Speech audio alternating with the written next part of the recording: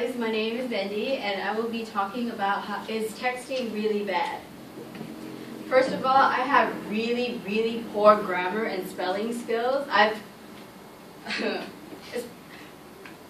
not really good at spelling or grammar, especially since when I type things or I'm texting, I rely so heavily on autocorrect and spell check that I don't even need to learn how to spell a word anymore.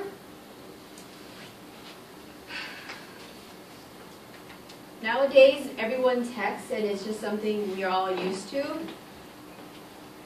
There is more texting than there is face-to-face conversation or even talking on the phone. And I know personally that I text all the time, and the only other time that I don't text is when I'm talking on the phone with my parents, and that's only because they don't know how to text, and I'm not going to teach them how to text because they're way too old for that.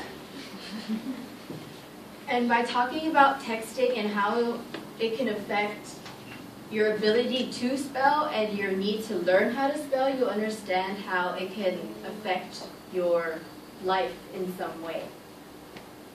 Today I will be talking about how texting can affect you by first talking about the problem and then going into a few causes and finally a few solutions to how you can try to fix it.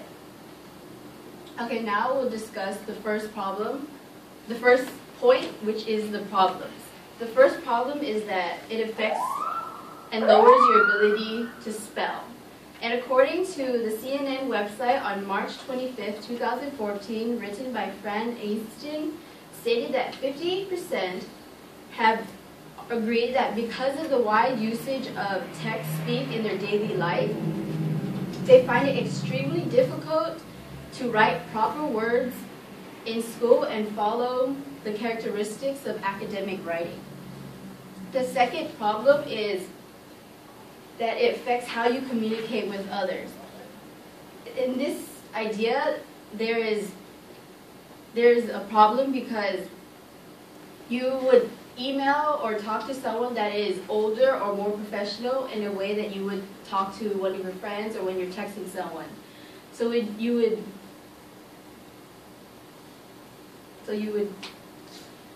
just have problems talking with others. And according to a 2005 article in the Pittsburgh Post-Gazette, bosses say the biggest failing among college graduate and job applicants is the inability to speak and write effectively. I have just talked about a few problems. Now we'll go into a few causes. The first cause is that we rely so heavily on spell check that we don't even try to spell the word, and we just change the word to something that we can spell or just an easier word.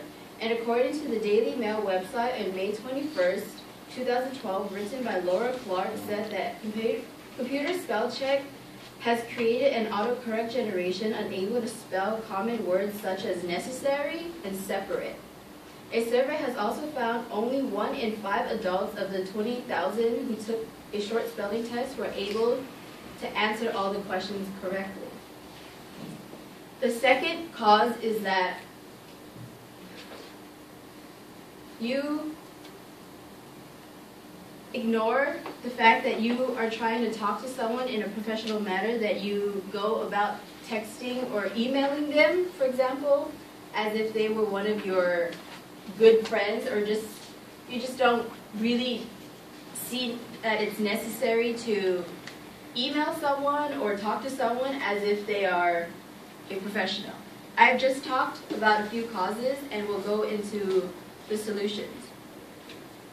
The first solution is that you shouldn't really rely so heavily on autocorrect or spell check, especially since we don't want to spell the word. You should learn. According to the language debates written by Amy Nazi, said on November 26, 2015, said that text messaging is often cited as a particular problem. Children of the future will no longer be able to spell it. It said this claim could very much be true. Children are becoming lazier now with language use. Technological devices have autocorrect built into them, therefore they do not have to spell for themselves. The second solution is that you should just learn how to spell a word. The idea is simple, but doing so is the difficult part, because why do you need to learn how to spell a word when you can just use autocorrect, or you can just Google the word and copy and paste it onto your assignment? And with learning how to spell the word, it enhances your vocabulary, it strengthens how you talk to other people, and you will be able to talk to someone more easily because you're not afraid to sound kind of stupid in front of them. Now that I've talked about the solutions, I will wrap things up by first, I talked about how texting can affect your vocabulary and the effort you put forth into spelling words. Today I talked about how texting can affect your vocabulary by first talking about the problem, then going into a few causes, and finally a few solutions. And going back to my story, despite not having the best grammar and spelling, I used to be a tutor for 5th graders and younger, and their homework was relatively easy until it came to the English part. They would always ask me to spell words, and me not being able to spell that well, I took a few minutes trying to write out the word on the board, and even then I still couldn't, it just still didn't look right to me, so I would either go into the dictionary and look up the word, which took really long, or I'd ask one of my students, how would you spell this word? And it still didn't look right, so after a while, they just stopped asking me how to spell things, and I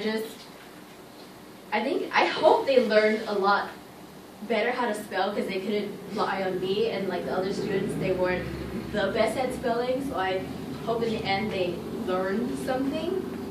Thank you.